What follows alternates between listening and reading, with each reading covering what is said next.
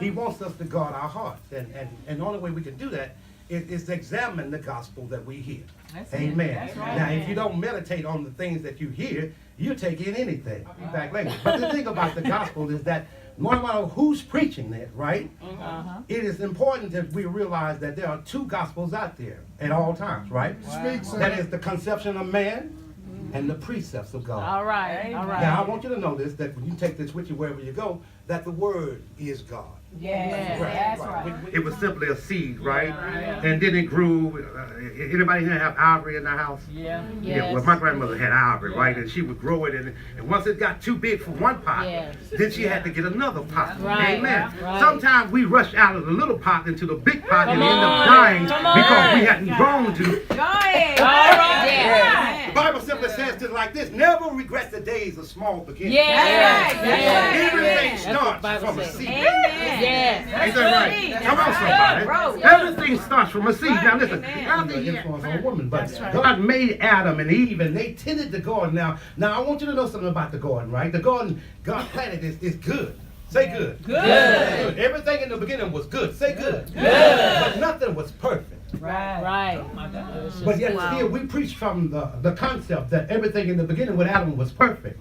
But listen, when you look at perfection, you can't compare it to anything else other than God. Right. Yes. Only God is good. Yes. And Yes. perfect. Come on. Come on. Amen. Yes. Amen. Now, I say that and bring you to this point because I want you to realize something. That the gospel we preach, right, it shouldn't be about our nakedness. Right. I heard what Paul says in Romans, that I'm not ashamed of the gospel of Jesus Christ because it is the power of God unto what? Salvation. Salvation, deliverance, wholeness, healing. Uh-huh. Are you with me? It is the power of God. I'm not ashamed of it. And he knows this, right? Because Paul had an experience on the Damascus road. Right. Are you with me? And many of us, we have experiences, but have we had the same experience that Paul had?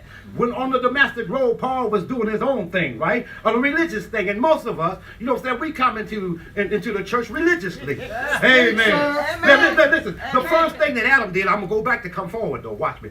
The first thing that Adam and Eve did after they took up the forbidden fruit, right, was that they made fig leaves and tried to hide their nakedness.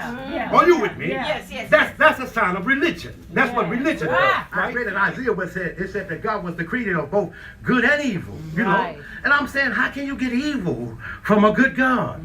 Oh, you with me? It's not that God made it evil. When he created it, it was good. It's that it became evil. Because only God is good and perfect. Yes, Are you with me? right, yes. And he used it, right, for one reason, and that is to bring his children from good to perfection. Oh. And it has nothing to do, with our works. Yes. That scared somebody there. You know, see, I think preachers are scared to tell their congregation that even though you might have flaws, are you with me? Even though you might have shortcomings, are you with me? That your salvation is not dependent upon your do. It's dependent on Christ Jesus.